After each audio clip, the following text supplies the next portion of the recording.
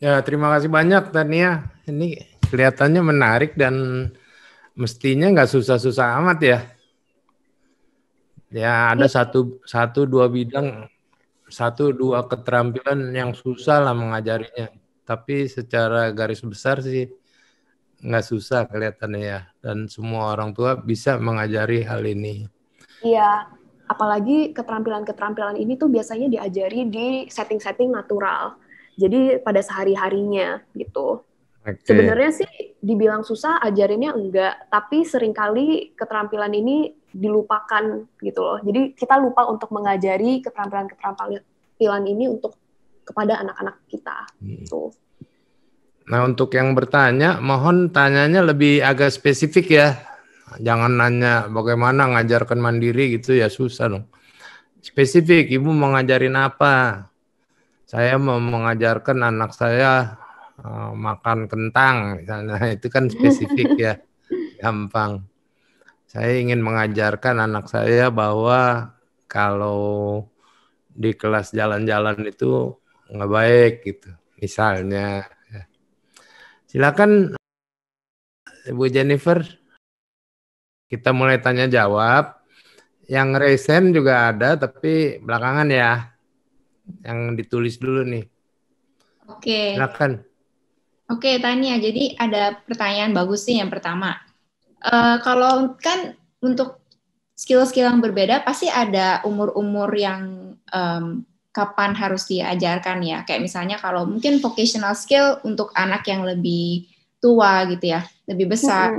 Jadi untuk keterampilan yang sedang dibahas ini, yang 3 tadi ini, dianjurkannya tuh diajarkan pada umur berapa ya? Iya, itu pertanyaan bagus banget sih. Jadi seperti yang saya bilang di presentasi saya hari ini, keterampilan-keterampilan ini tuh dia tuh is built up of prerequisite skills. Jadi contoh gosok gigi. Untuk anak bisa gosok gigi, anak harus bisa mengepeh kumur. Dan mengepeh itu adalah skill yang sebenarnya sangat susah diajarkan. Jadi apabila Anda ada kepikiran, oh aku mau ngajarin anak saya gosok gigi, Anda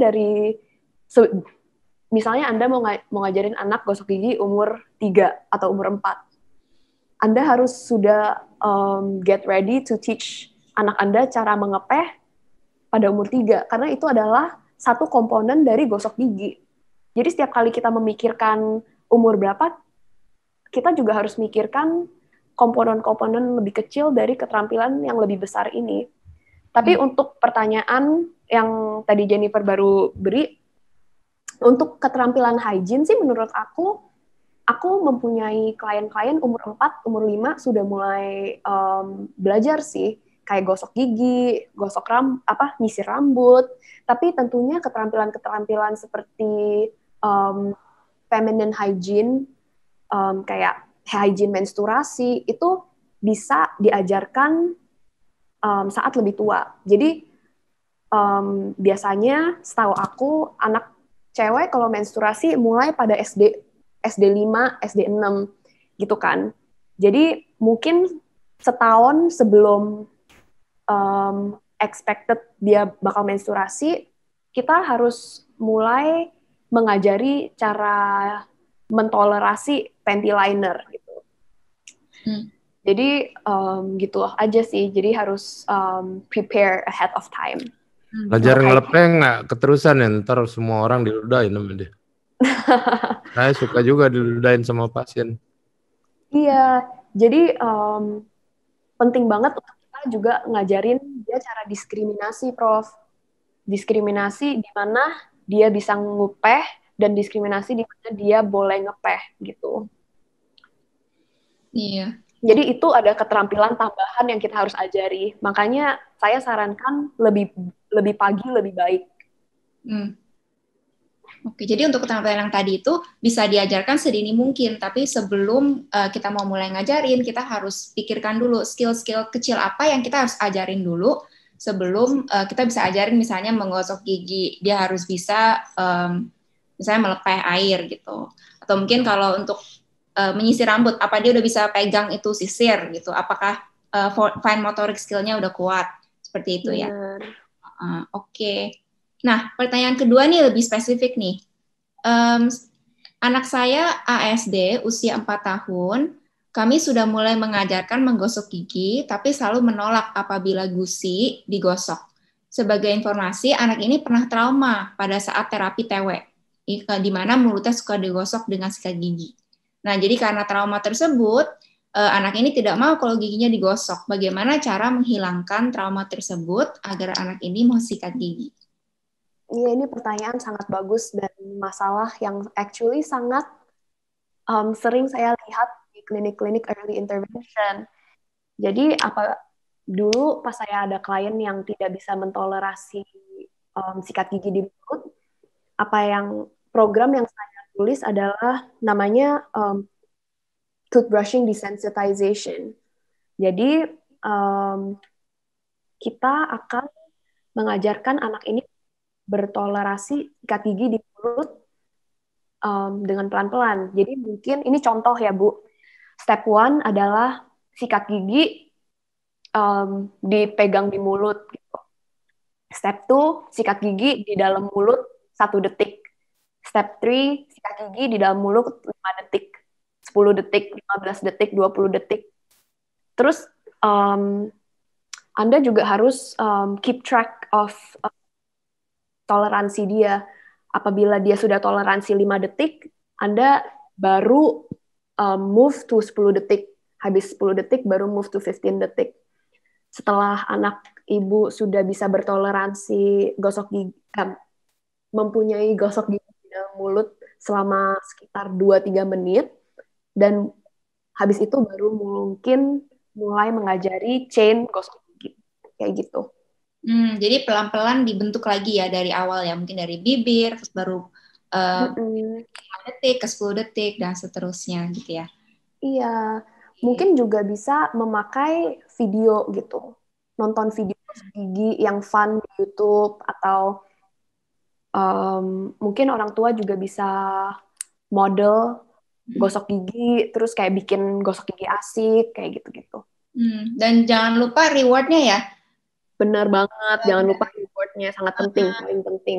Paling penting reward, jangan lupa. Reward, yes. Oke. Saya sendiri nggak seneng tuh di terapi bicara sering disikat-sikat mulutnya. Iya. Belajar niup, belajar ngedot, disikat sama dipijit. Yang disikat ini saya nggak begitu setuju sebetulnya.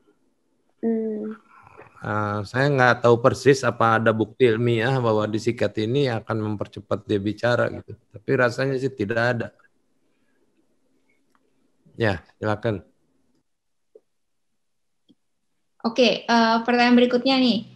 Izin bertanya, saya melihat keterampilan self advocacy di usia semuda mungkin bisa mengurangi kemungkinan perilaku tantrum anak ya. Apa benar? Iya, jadi sorry, finish your question. Jadi self advocacy untuk bisa mengurangi tantrum. Oke, so self advocacy adalah seperti yang tadi saya bahas, adalah skill di mana anak bisa meminta hal yang dia perlukan. That's the basic definition of self advocacy, right? Terus sekarang kita pikir tantrum. Kenapa sih anak tantrum? Anak tuh kalau per behavior analysis ABA ya, anak tuh tantrum karena mereka nggak bisa komunikasi. Mereka tidak bisa memberitahu orang tua atau adult apa yang mereka perlukan. So, self-advocacy itu one component of it adalah berkomunikasi.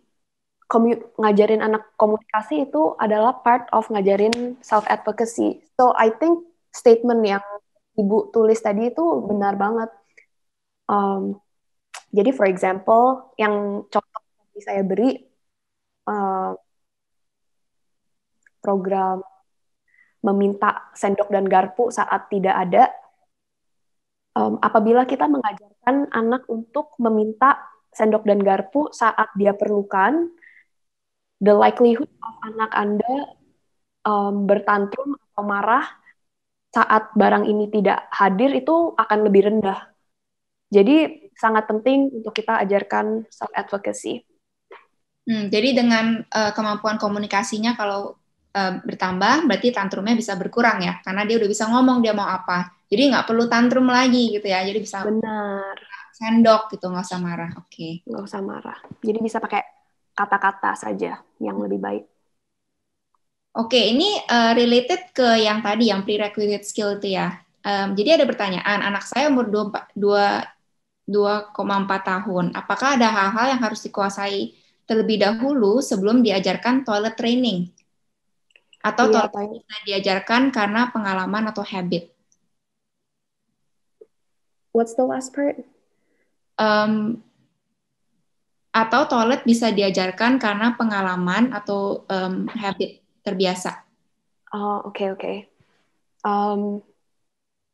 Jen, kalau misalnya aku ada kurang, tolong add ya. Tapi setahu aku kalau toilet training emang ada prerequisite yang kita perlu ajarkan dulu sebelum toilet training. One of them is duduk di toilet. Actually duduk di kursi. Jadi kalau misalnya kita mulai toilet training, kita harus ngajarin anak cara bisa duduk di kursi selama a period of time. Kedua adalah dia harus bisa toleransi stay di toilet. Karena this is very surprising, tapi banyak banget anak yang benci ke toilet. Aku nggak tahu kenapa, tapi setiap kali ke toilet pasti tantrum. Yang ketiga adalah dia harus bisa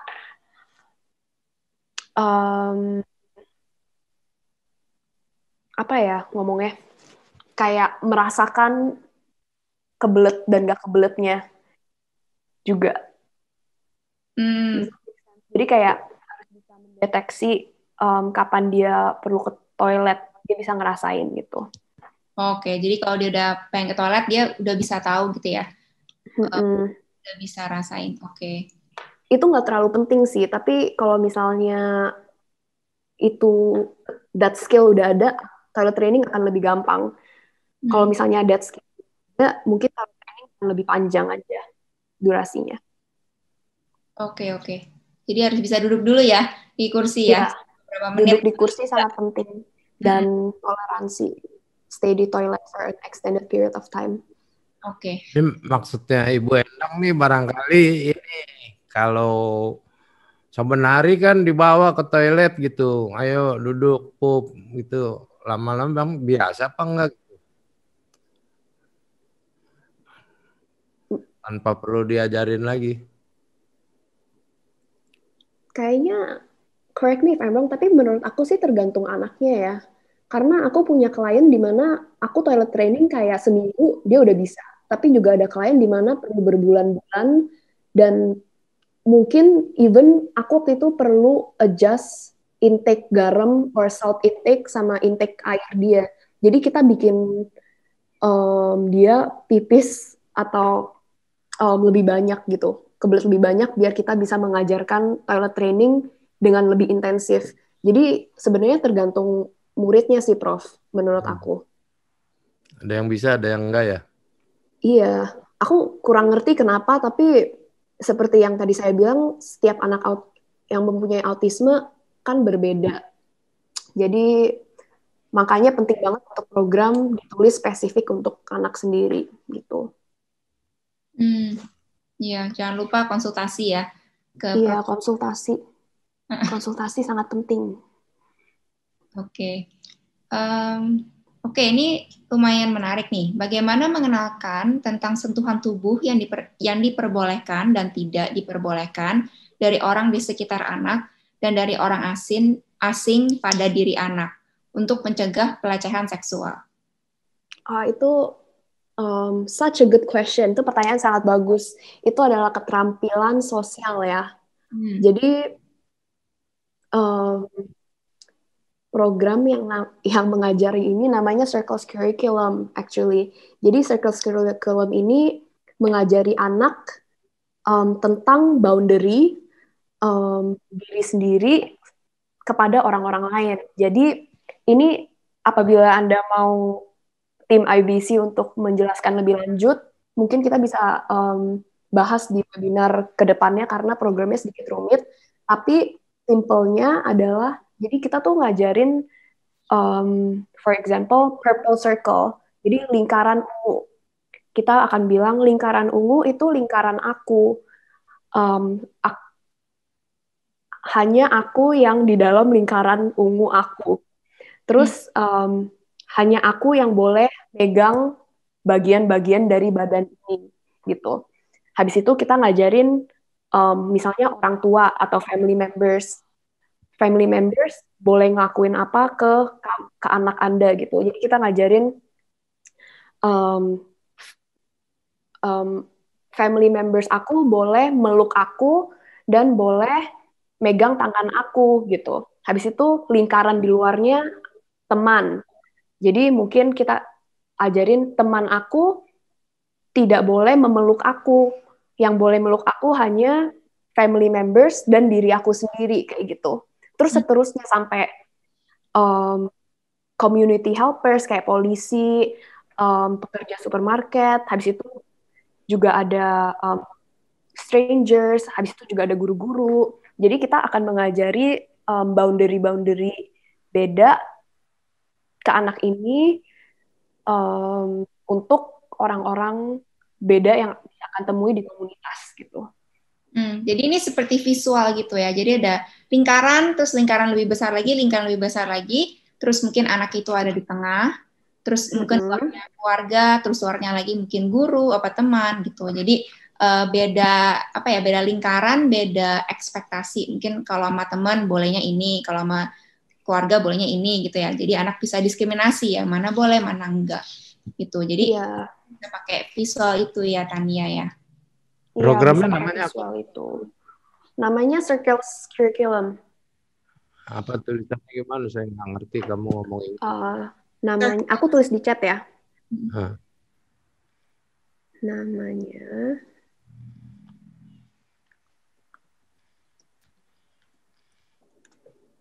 Circles Curriculum. Oke. Kurikulum lingkaran. Jadi seru juga nih ya, menghindari abuse ya, sexual abuse terutama. Mungkin banyak yang belum tahu nih caranya. Ya, silakan Jen. Terus Jen. Oke, ini masih kembali kepada kamar mandi. Anak 5 tahun, dia melamar mungkin ke kamar mandi ya, tapi dia nggak buka celana. Jadi dia tetap kencing di celana, padahal udah di kamar mandi. Bagaimana cara ngajarinnya ya? Jadi dia kencing di celana, padahal sudah di kamar mandi. Mungkin kalau misalnya begitu, kalau ibu atau bapak bisa melakukan yang namanya scheduled sit. Jadi bikin schedule di mana Anda membawa anak Anda untuk duduk di toilet. Jadi caranya adalah Anda harus tulis kayak kapan aja anak Anda pipis. Habis itu dari data itu Anda bisa menemukan jam-jam waktu di mana pas sebelum anak Anda pipis. Make sense gak? Jadi the goal is sebelum anak Anda urinate, Anda akan mendudukkan dia di toilet. Dan saat dia pipis di toilet, Anda akan langsung reinforce gitu. Ini kayaknya maksudnya dia mungkin udah duduk ya, tapi nggak buka celana. Jadi mungkin masih... Oh, jadi dia duduk di toilet pakai celana?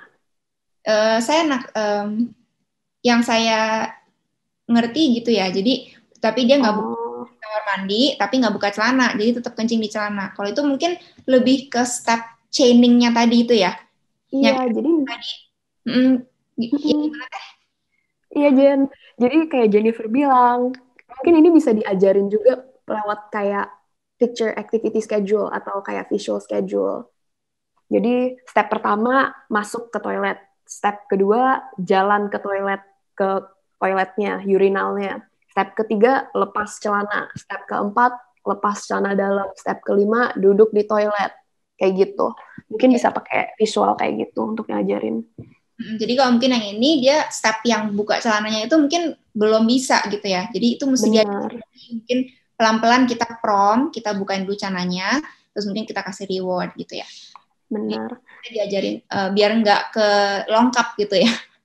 Iya, mungkin juga bisa melihat tipe celana juga sih, apakah anak Anda tidak bisa membuka kancing. Kalau misalnya dia nggak bisa buka kancing, itu mungkin salah satu skill yang Anda harus pelajari dulu sebelum dia bisa lepas celana sendiri. Kayak gitu. Oke. Ini ada pertanyaan, ini lebih ke safety skill, tapi safety-nya jadi anak saya baru 11 bulan, tapi sangat tertarik bermain kabel dan colokan listrik. Bagaimana mengajarkan anak umur segitu, mana yang bahaya, mana yang enggak, umur 11 bulan?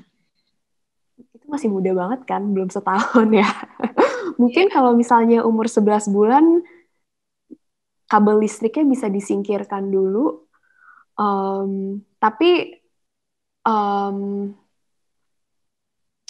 Tapi cara mengajarkan diskriminasi itu sih bisa lewat itu sih kayak discrete trial training aja. Jadi memakai, kenapa Jen?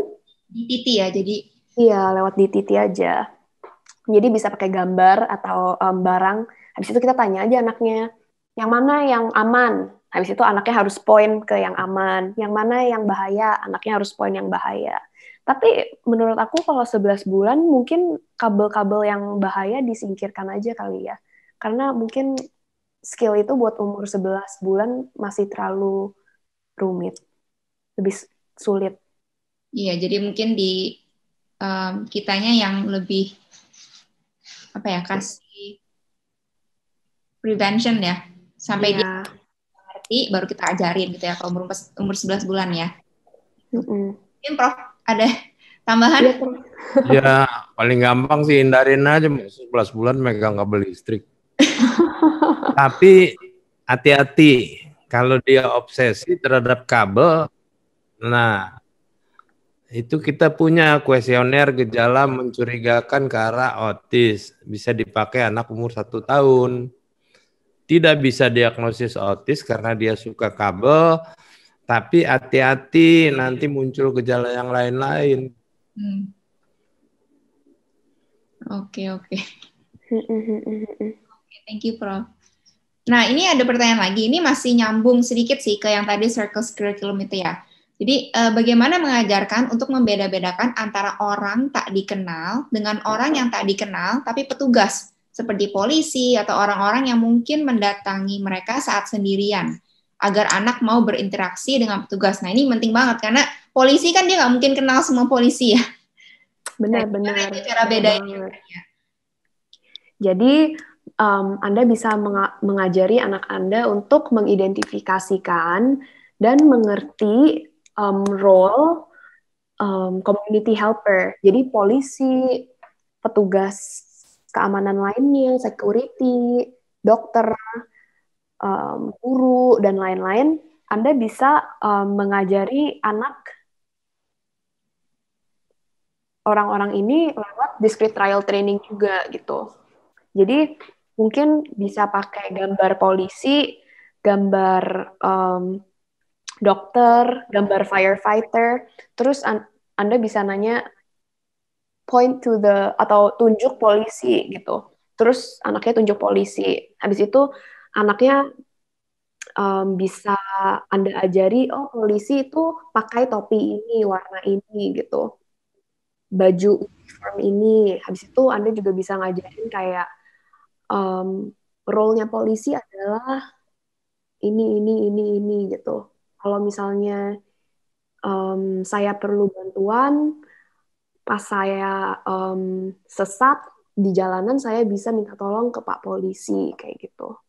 Jadi sebenarnya hal-hal ini tuh kita bisa ajari lewat DTT. Dan setelah kita ajari di DTT, kita akan membawa skill ini ke setting lebih natural. Jadi setelah anak Anda lancar di setting DTT, Anda bisa melakukan program ini saat Anda lagi jalan-jalan di mall gitu. Lihat polisi, Anda tanya anak Anda, oh itu siapa? Terus anak Anda bilang polisi. Terus Anda tanya, kapan polisi bisa bantu kamu gitu. Terus anaknya bisa bilang, polisi bisa bantu aku pada saat saya sesat gitu.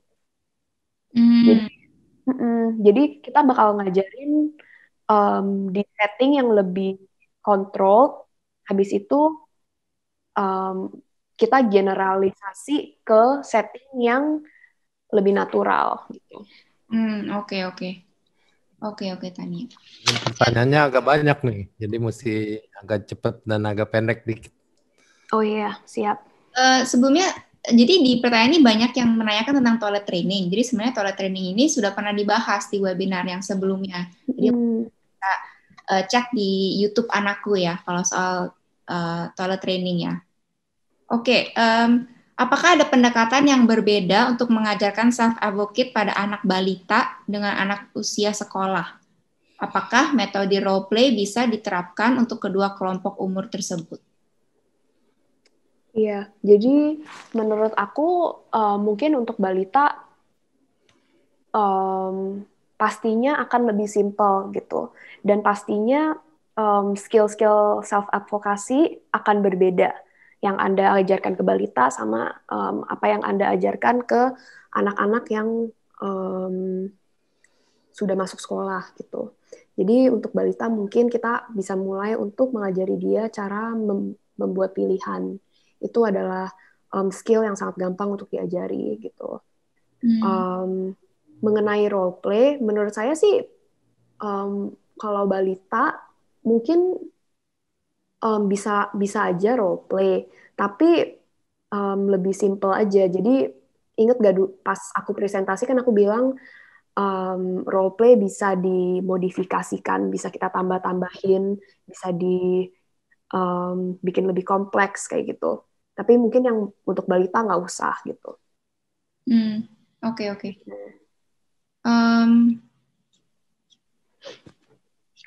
Tadi ada pertanyaan, ini sebenarnya mirip yang tadi ya.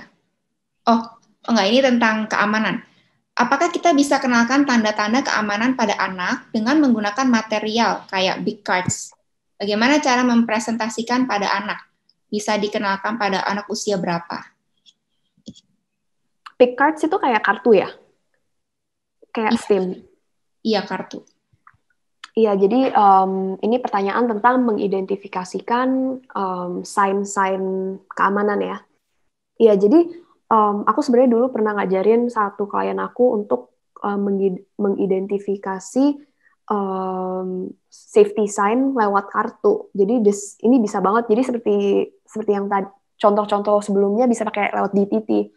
Jadi taruh di depan klien terus kayak kita langsung tinggal bilang tunjuk ke stop sign, terus dia tunjuk stop sign. Habis itu tanya,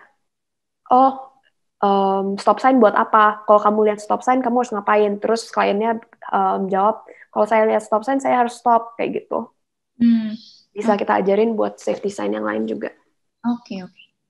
Nah, pertanyaan berikutnya, bagaimana mengajarkan anak untuk awareness dengan bahaya, seperti bahaya di jalan raya, ada banyak mobil, bahaya di kolam, ada yang dalam, bisa tenggelam.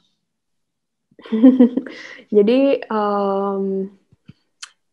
ya ini susah banget sih untuk diajarinnya. Kayak, kalau di kolam bahaya aku bisa tenggelam, gitu-gitu. Tapi menurut aku sih, the best yang kita bisa lakukan adalah untuk mengajari anak kita cara untuk bisa aman di setting-setting ini. Jadi, for example, mungkin di jalanan kita bisa ajarin anak untuk lihat kiri dan kanan sebelum dia crossing the road, kayak gitu.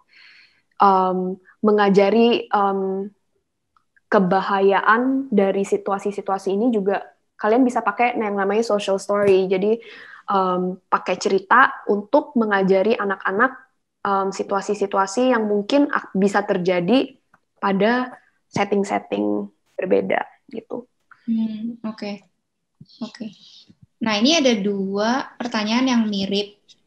Jadi kasusnya seperti tadi yang gosok gigi trauma itu. Jadi ini tapi yang satu potong kuku trauma, terus yang satunya dibersihkan telinganya trauma juga. Apa pendekatannya sama seperti yang tadi untuk gosok gigi? Mungkin?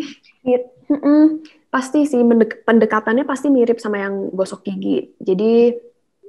Jadi pertama mungkin apa sih gunting kuku, kasih lihat ke anaknya dulu kalau dia toleran, gunting kukunya didekatin ke kuku, habis itu kasih reinforcer yang banyak. Jadi intinya dari program ini adalah kita mau anak mengasosiasikan hal yang mereka takuti, in this case itu gunting kuku, dengan hal yang mereka sukai, in this case reinforcer. Jadi tiap kali anak mentoleransi lebih banyak, kita harus keep giving reinforcer kayak gitu. Sama buat bersihin kuping. Oke. Ada pertanyaan lucu nih. Apa, Prof? Bagaimana cara ngajarin berhitung dan abjad pada anak umur 2 tahun? Anak umur 2 tahun udah bisa ngitung ya? Ya makanya bisa saya dikit-dikit bilang kan lucu ya? nih pertanyaannya. Iseng amat sih ngajarin anak 2 tahun abjad sama berhitung. Iya. Nanti aja ya. Banyak hal yang lebih penting yang mesti diajarkan terlebih dahulu barangkali. Benar. Aku juga mungkin hari ini mau nyaran nih kalau misalnya Bapak dan Ibu belum tahu dengan yang namanya milestone tracker yang dari CDC itu, mungkin bisa dilihat gitu. Belum tahu apa? Milestone tracker itu apa sih, tracker tahapan development perkembangan anak. Menurut Saya udah sering penting ngomong banget. tuh. Ada videonya juga. Ada lagi yang lucu nih. Anak saya diajarin makan sendiri. Tapi kalau dia makan sendiri, makanan satu keluarga dihabisin sama dia. Ada untungnya sih anaknya doyan makan. Iya, enak tuh, asik. Biasanya anak nggak suka makan ya. Tapi mungkin untuk anak itu Anda bisa kasih makanan di piring aja. Jadi kamu cuma boleh makan yang di piring ini kayak gitu. Hopefully bisa mengurangi dia makan makanan orang lain. Ya, terus Jen.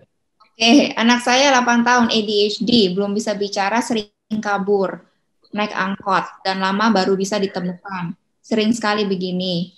Sering nggak betah di rumah. Sudah pernah diajari melalui gambar, namun anaknya ignore kalau diajari. Gimana solusinya? Supaya nggak kabur, gimana, Tan? Wow, hebat ya dia bisa naik angkot. Hebat banget sih, ini keterampilan yang sangat hebat, tapi sangat bahaya ya, karena seharusnya dia nggak melarikan diri seperti itu. Nah mungkin seperti segala problem behavior, kita harus mengetahui kenapa sih mereka melakukan ini. Jadi kenapa sih anak Anda mengaburkan diri? Apakah di rumah dia kurang stimulasi? Apakah dia lagi mencari sesuatu yang di luar rumah? Apakah dia lagi nyari jajan, gorengan, apa gitu? Setelah Anda tahu kenapa anak Anda melarikan diri, baru pada saat itu kita bisa menuliskan intervensi untuk anak Anda. Jadi salah satu role dari BCBA adalah untuk mencari tahu fungsi atau mengapa anak Anda itu berperilaku seperti itu gitu. Jadi kita sebagai BCBA ada assessment beda yang kita lakukan untuk mencari tahu ini. Setelah assessment itu, kita baru menulis treatment buat anak Anda. Jadi treatment itu akan kita evaluasi terus, akan kita ganti terus sampai anak Anda tidak melakukan hal yang tidak diingini lagi gitu. Karena makan. Kalau 8 tahun belum verbal sih diagnosisnya pasti bukan ADHD. Diagnosisnya ASD, mungkin ADHD-nya tambahan saja gitu. Nah ini sering saya lihat nih anak-anak kabur gini ya. Memang bisa kita ajari dengan teknik-teknik behavior, tapi ini kan urgent, berbahaya. Jadi advice nomor 1, rumahnya selalu dikunci.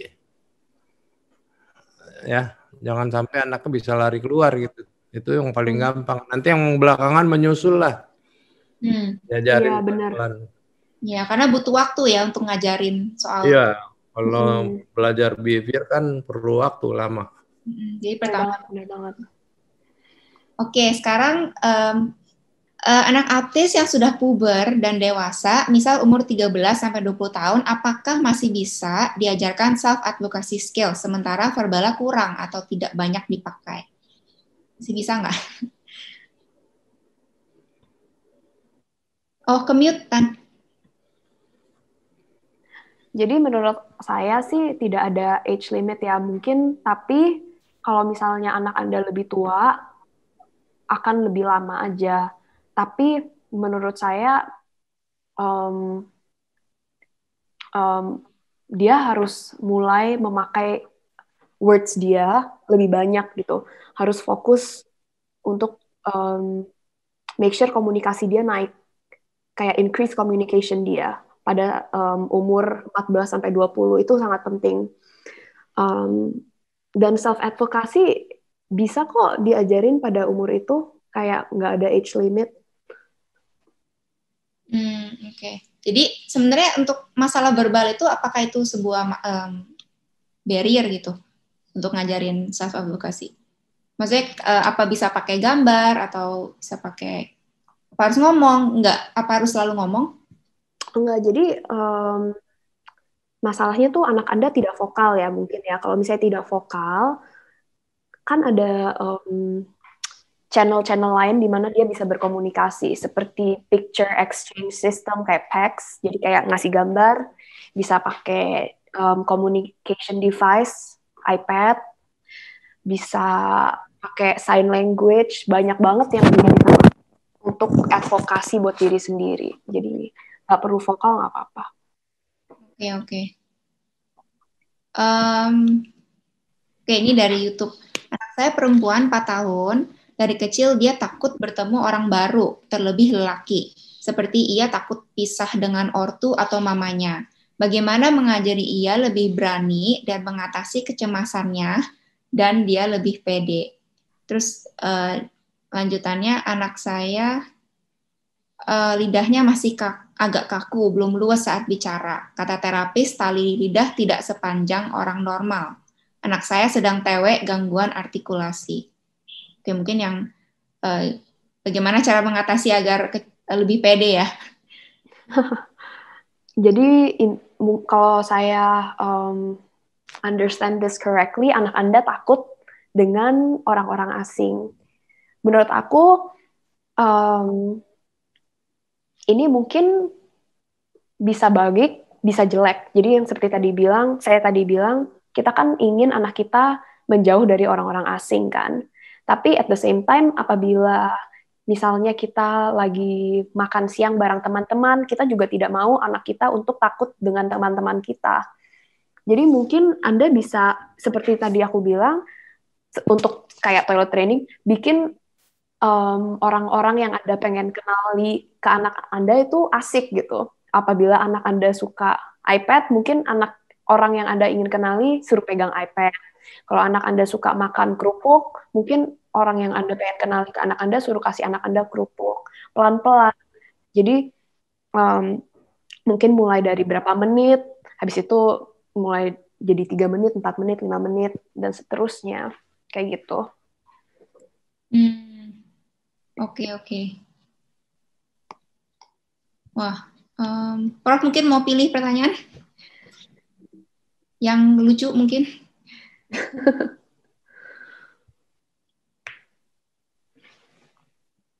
Oh, masih mute, Prof. Oh iya, soal tali lidah pendek udah ada Instagramnya tuh, lihat aja di Anakku Ide. Oh, oke. Semua mesti dipotong tali lidahnya ya, ada kriterianya. Oke.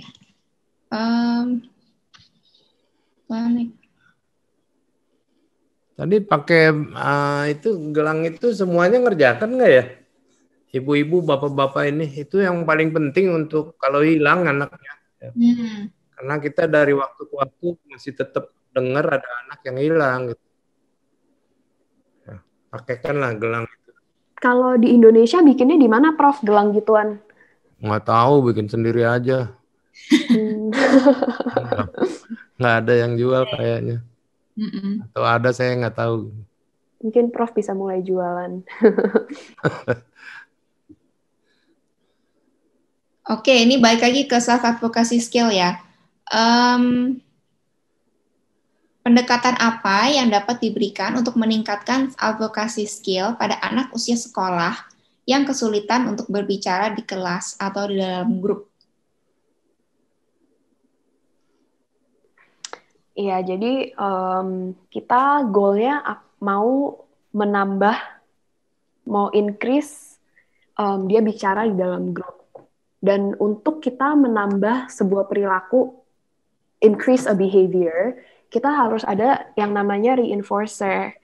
Jadi reward. Jadi kita harus bikin contingency atau kita harus bikin kayak rule di mana kita setiap kali anak itu partisipasi, kita kasih dia sebuah reward. Kalau misalnya ini kita ulang sering sekali, kita ulang terus, lama-lama anak ini akan lebih sering untuk berpartisipasi. Juga lagi, mungkin kita bisa identifikasikan fungsi. Kenapa anak kita tidak berpartisipasi di kelas? Apakah karena dia takut jawaban dia salah? Apakah dia takut karena suara dia aneh? Apakah dia takut sama pendapat teman-teman dia? Ini semua kita harus jawab dahulu sebelum membuat intervensi yang efektif. Oke. Nah ini yang main sepeda seru juga tuh. Anaknya suka main sepeda, tapi kalau main sepeda nggak mau berhenti. Kalau di stop dia nangis guling-guling. Iya. Jadi sepertinya ini problem behavior-nya karena pengen mengakses barang. Jadi salah satu strategi yang mungkin efektif adalah untuk pakai timer gitu. Jadi Anda sebagai orang tua mungkin misalnya anak Anda kasih 30 menit untuk naik sepeda. Pada poin 25 menit Anda bilang, "Hai nak, 5 menit lagi ya," gitu. Ntar tinggal semenit lagi ya, kayak gitu. Dan tiap kali anak terminasi atau stop main sepeda saat timer Anda nyala, Anda kasih reinforcer gitu. Jadi mencari reinforcer atau barang yang lebih anak Anda sukai daripada sepeda itu. Atau mencari reinforcer in general aja. Setiap kali anak Anda stop sepeda saat timer Anda nyala, kasih reinforcer itu. Itu salah satu strategi. Pastinya ada strategi-strategi lain. Deal dari awal ya? Iya, bikin rule gitu. Nah, jangan lagi seneng-seneng main sepeda, main berhentiin aja tanpa alasan, ya ngamuk pasti anaknya ya. Bener banget. Kalau dari awal dibilangin kan oke.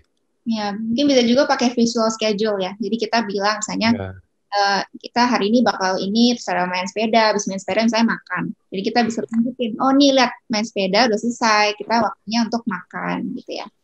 Benar banget, itu salah satu strategi lain yang bisa dipakai dan strategi yang sangat bagus. Dan juga kalau kita pakai timer, mungkin sebelum timernya selesai kita bilang 1 menit lagi ya gitu. Jadi kita kasih warning dulu sebelum tahu udah selesai gitu. Untuk anak yang kecil, aku dulu juga sering kayak countdown gitu. Jadi 10, 9, 8 kayak gitu, dan itu seringkali sangat membantu juga sih. Oke. Ini anak 7 tahun belum mau cebok gimana? Apakah dia tidak bisa cebok atau dia tidak mau cebok? Kalau dia tidak bisa cebok, kita harus pakai visual schedule untuk ajarin. Kalau dia nggak mau cebok, kita harus figure out kenapa dia nggak mau cebok. Apakah dia nggak suka rasa tisu di belakang dia atau kenapa? Dan dari situ kita baru target intervensinya bagaimana. Balik lagi ke fungsi perilaku ya. Benar, semua sih kalau misalnya problem behavior tuh kita harus mengidentifikasikan fungsi dari perilaku itu. Baru dari situ kita bisa menuliskan intervensi yang efektif untuk anak Anda. Bagi yang masih penasaran soal fungsi perilaku, kita juga udah pernah ngadain webinar ya tentang Benar. perilaku dan intervensinya. Jadi mungkin bisa dicek lagi di YouTube-nya Klinik Anak. Oh. Tentang tantrum juga udah ada tuh. Iya. Iya, banyak banget. Kalau ini webinar pertama kalian, kita sebagai tim ABC sudah mulai webinar sejak tahun lalu ya nggak sih, Jen? Jadi webinar udah banyak banget. Bisa cek di YouTube. Iya. Oke. Ini pertanyaan susah nih, saya nggak ngerti nih. Yang mana, Prof? Apakah ada pendekatan berbeda mengajarkan self-advocate pada anak balita dengan anak usia sekolah? Oh, tadi udah dibahas, Prof? Udah ya? Udah. Nggak ngerti saya nanyanya. Mungkin Tania mau coba summarize lagi? Oh, metode role play bisa diterapkan apa enggak? Nggak tahu.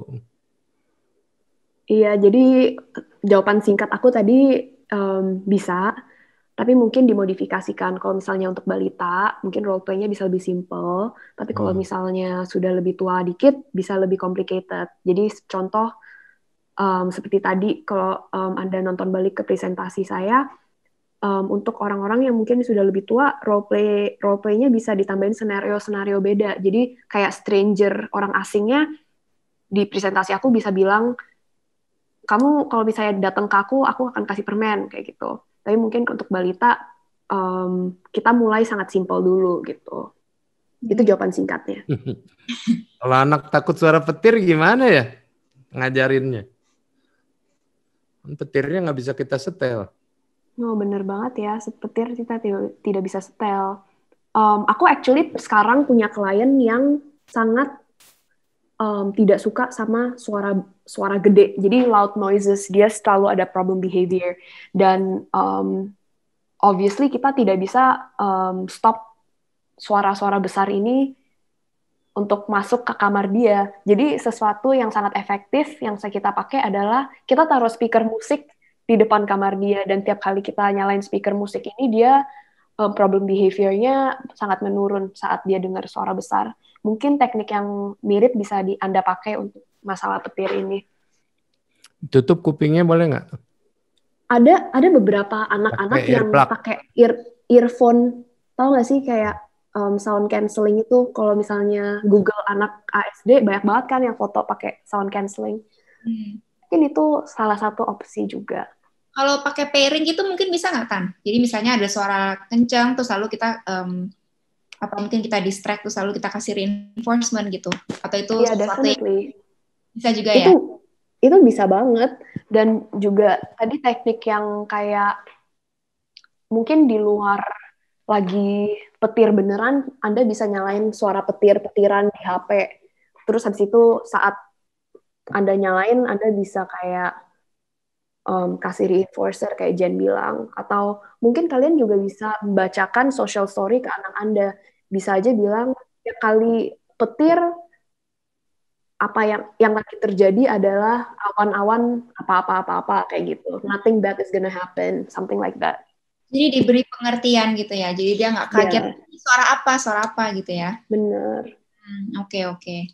Oke, ini ada yang raise hand, mungkin saya Ibu Fitri ya. Coba saya ambil. Oke, silakan Ibu. Ya, terima kasih. Mbak Tania, saya mau bertanya. Itu anak saya usia 7 tahun. Itu yang pertama, pertanyaannya, sampai sekarang dia itu kalau misalnya makan, itu harus saya suapin sampai keliling baru habis makanannya. Itu bagaimana? Yang kedua, itu kayaknya dia nggak bisa ada kayak perhatian tuh harus fokus ke dia.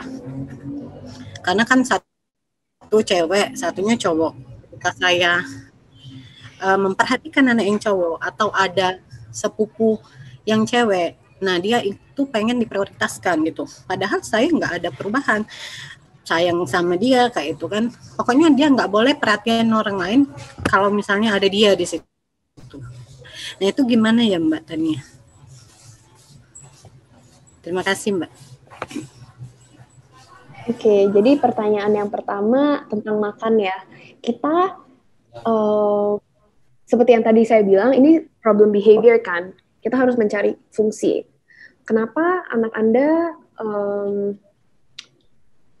suka lari-lari dari meja? Kenapa? Habis itu dari situ kita baru intervensi kan. Mungkin juga Anda bisa tidak kejar-kejar dia gitu.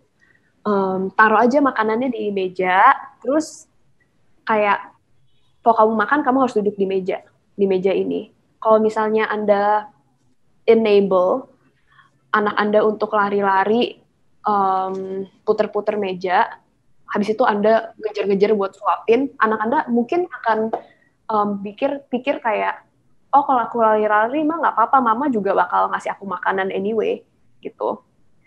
Menurut aku, ini masalah susah banget kan, tapi isu makan tuh susah banget dan obviously kita nggak mau anak kita untuk kelaparan. Tapi dari pengalaman aku sendiri, anak itu nggak mungkin nggak akan makan. Dia tuh pasti makan karena dia pasti akhirnya kelaparan gitu loh. Bukan artinya saya bilang kita harus starve anak kita, tapi mungkin untuk kita harus ngajarin bahwa kalau misalnya kamu mau makan, ini yang kamu harus lakukan dengan baik gitu. Dan kita juga bisa pakai reinforcer.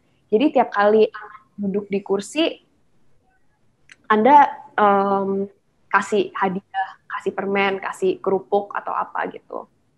Atau teknik lain yang saya juga pernah pakai adalah mungkin anak Anda tidak perlu duduk di meja for 10 menit saat makan siang. Mungkin duduk di kursi hanya untuk masukin 1 sendok ke mulut. Habis itu anak bisa jalan-jalan lagi. Tapi tiap kali dia mau masukin makanan ke mulut, dia harus duduk di kursi.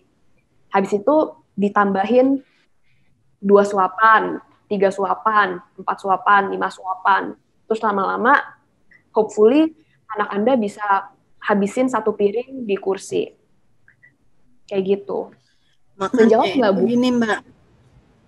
Makannya itu dia itu misalnya main sepeda. Nah, sambil main sepeda keliling baru habis cepet gitu makannya habis. Pernah saya ini ya, saya nggak lakukan itu, tetapi dia untuk menutup kelaparannya dia cuma jajan di luar kayak itu, bukan mau menghabiskan nasi. Kalau misalnya nasi itu kalau saya siapin pasti habis, tapi sambil main sepeda, sambil main handphone gitu. Kalau misalnya dia merasa lapar, bukan nasi tapi jajan dianya kayak itu. Anak Anda umur berapa? 7 tahun. Oh, 7 tahun ya. Apakah Anda bisa memberi contingency di mana anak Anda tidak boleh berjajan sebelum makan pokok? Karena kalau dipikir-pikir jajan bukan sesuatu yang anak itu perlu. Jajanan adalah sesuatu yang anak itu inginkan. Jadi mungkin kita sebagai pengajar, kita bisa lebih do a better job in discriminating yang mana yang kita perlu terapkan, yang mana kita boleh kasih, yang mana kita boleh enggak. Jadi saya sekarang kan kerja di residential kan. Jadi anak-anak autis tinggal di rumah satu ini. Dan kita yang apa kita lakukan adalah sebelum anak habisin makan siang dia atau makan malam, kita gak bakal ngasih dia snack-snack lain. Karena kita juga harus pikir kalau misalnya anak makan snack banyak, pastinya dia gak bakal makan siang, gak bakal makan malam gitu. Jadi mungkin snacknya bisa dimoderasi juga. Mungkin bisa dibalik juga, Bu. Jadi misalnya baru boleh main sepeda kalau udah selesai makan. Atau misalnya baru boleh beli jajan kalau udah selesai makan gitu. Jadi yang dia mau itu dijadiin reward-nya gitu. Benar. Terus kalau misalnya ini masalah kayak food selectivity, kita juga ada webinar tentang food selectivity. Tapi sepertinya sih bukan ya. Gimana, Jan?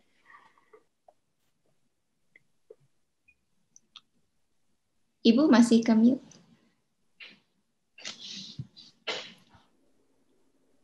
Pertanyaan yang keduanya, Mbak, yang tadi. Pertanyaan tentang itu ya, apa? Perhatiannya itu. Perhatian ya. Ngiri kayak itu, dia itu ngiri kalau misalnya saya lebih memperhatikan kakaknya, ataupun padahal saya nggak merasa pilih kasih kayak itu. Pokoknya dia mau diprioritaskan kayak itu. Jadi saya sudah ini. Go ahead, Jan. Kenapa? Prof mungkin bisa apa ini ada hubungannya dengan developmental stage gitu? Biasanya kalau masalah ngiri ini kita mesti lihat betul-betul apakah benar yang Ibu Fitria ini sebutkan. Misalnya saya bagi sama rata kok, semuanya saya sayang. Nah, mungkin ada sesuatu yang tidak sengaja atau tidak disadari, sikap kita kurang benar gitu.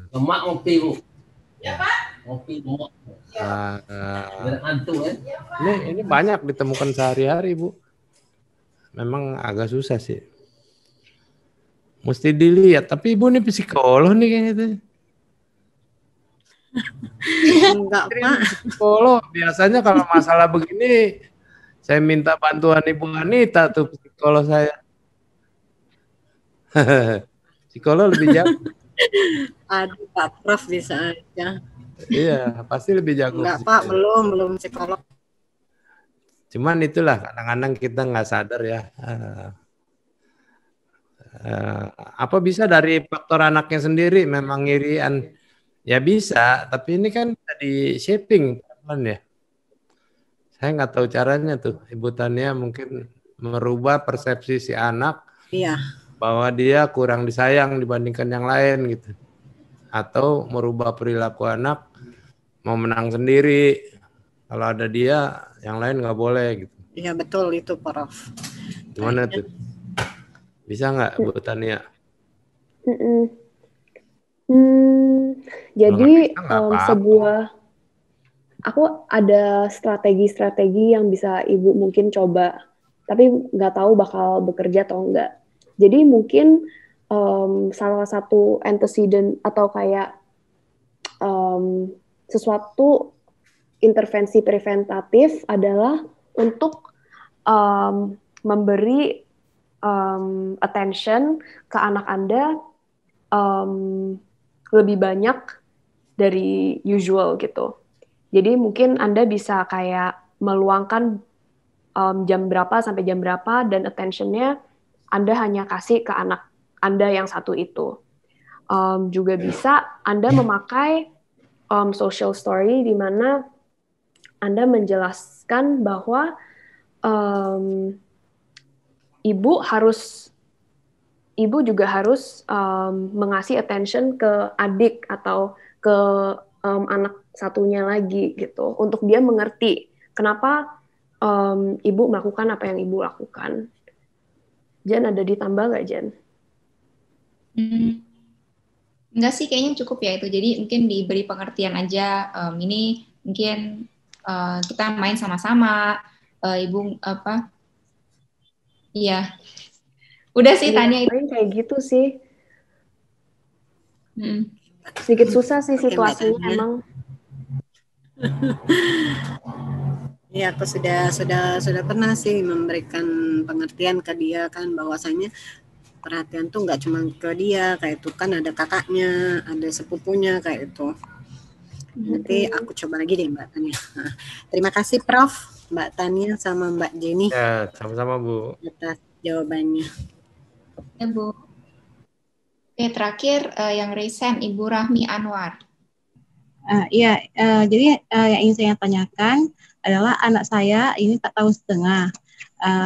Dulu dia sangat hiperaktif dan juga speech delay. Sekarang ini dia udah mulai lancar bicara gitu kan, dan juga memiliki pemahaman bahasa yang bagus. Nah, jadi dokter setelah saya ke dokter saya medik kemarin, dokter mendiagnosa dia intellectual ability karena waktu di tes Bilifit dia dapat skor 50. Hanya saja dan juga dia dilengkapi dengan belum punya kemampuan keterampilan toilet training, pakai baju dan pakai sepatu sendiri, belum mandiri seperti itu. Cuman dia, saya juga heran dengan diagnosis dokter tersebut karena mungkin dari hasil tesnya, ketika diajari di rumah, saya coba ajarin gitu ya, dalam waktu 1 hari pertama dia lepas pampers, dia masih masih pipis 12-an seperti itu. Namun di hari kedua dia udah ngerti pipis sendiri, buka celana di luar kamar mandi, langsung pipis dan cebok sendiri. Kemudian dia 1 hari saya ajarin 1 jam, belum sampai 1 jam, setengah jam dia udah bisa pakai baju sendiri, lepas baju dan juga pakai sepatu sendiri. Kemudian dia memang dari usia 1 tahun setengah dia cepat menghafal gitu. Kalau dia ajarin huruf hijaiyah, dia ajarin mengenal benda, dia cepat menghafal gitu. Dia cepat bisa menghafal jalan gitu kan. Umurnya berapa sekarang? Sekarang 4 tahun setengah, Pak. Yang bikin diagnosis intellectual disability dokter apa psikolog? Dokter rehab medik gitu, karena dari hasil tes Griffith-nya, dari tes Griffith 3 gitu. Menurut saya nih ya, Griffith tidak begitu spesifik. Saya nggak suka sama Griffith lah. Katanya sih bagus korelasinya dengan Wechsler dan lain-lain. Tapi menurut saya kalau diagnosis intellectual disability harus tes psikologi betul dengan psikolog, bukan dengan dokter. Iya, saya udah ke psikolog juga Pak waktu usia dia 2 tahun setengah gitu, dan dibilang dia nggak bermasalah, hanya dia fokusnya. 2,5 tahun masih susah. Kalau udah 3 tahun ke atas di tes psikolog itu benar gitu. Jadi Ibu ke psikolog lagi. Oh, psikolog lagi ya dok ya? Ya, ada tesnya khusus. Nggak bisa pakai Griffith Bu, jangan. Oh gitu.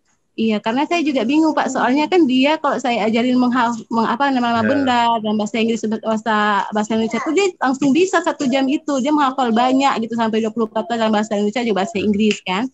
Dia sekali pergi dia langsung ingat nama jalan, menghafal jalan. Makanya saya bingung kok tesnya menunjukkan dia seperti itu. Ya. Bu, saya aja takut Bu bikin diagnosis intellectual disability, saya tidak berani. Selalu minta bantuan psikolog. Oh gitu, iya. Makanya saya kan masalahnya juga ketika diajari keterampilan ini dia langsung bisa. Cuma dia masih suka kesal sehingga kadang tantrum kalau moodnya lagi nggak pas gitu kan dok. Jadi gimana ini cara mengajarinya biar dia itu bisa melakukannya dengan menyenangkan dan dia moodnya itu nggak mut-mutan gitu sehingga nggak bikin dia tantrum gitu. Dia kalau kita bilang kasih sesuatu yang menyenangkan dia, kalau abis ini boleh nonton ya 5 menit gitu, 10 menit, dia langsung cepet langsung bisa gitu. Tapi kalau misalkan ya bagus lah. Iya, makanya saya juga maunya kan waktu pergi sekolah gitu kan, dia udah mulai masuk playgroup. Takut intellectual disability-nya apa takut soal dia nggak mau belajar sama Ibu? Saya takut diagnosa intelektual. Kalau diagnosa Ibu pergi lagi ke psikolog. Nah, di sini ada anak ya. Ada Ibu Anita Chandra juga mungkin bisa nambah. Anita mana? Silakan. Siap. Ibu, saya nggak pernah berani bilang intellectual disability Bu. Yang berani ini nih Ibu yang satu nih. Iya betul, ya sebenarnya kita harus hati-hati sekali sih dengan diagnosa disabilitas intelektual, karena betul tadi kita harus lihat dulu Bu, ada keterlambatan, kemudian harus ada tes IQ khusus yang tes IQ yang memang betul-betul akurat gitu ya untuk menetapkan bahwa dia memang punya IQ yang di bawah dari standar tadi gitu. Nah kalau tadi, tapi bukan berarti juga anak-anak dengan disabilitas intelektual ini tidak bisa diajarkan. Anak-anak disabilitas ini pun bisa diajarkan gitu ya. Jadi bahwa kadang ada anak-anak ini yang juga bisa. Dia nggak nanya tentang diajar. Dia bilang anaknya gampang belajar, tapi diagnosis. Nah iya, tapi itu dia kadang ada beberapa dia belajar tertentu itu dia bagus, tapi di hal lain yang nggak bagus. Nah itu yang kita harus lihat lagi nantinya. gitu. Ya, Pak. Kemudian kalau tadi masalah tantrumnya, kalau saya melihat itu lebih ke arah kemungkinan komunikasinya seperti apa juga, itu juga harus Iya, diperhatikan, Bu, ya. karena Kalau dia komunikasinya dibangun, iya Pokoknya betul. ke psikolog lah ya. Iya Dok, iya insya Allah saya ke psikolog. WhatsApp saya Tanya juga boleh, lagi. Bu. Iya, Habis itu iya, tanya lagi, Bu. iya.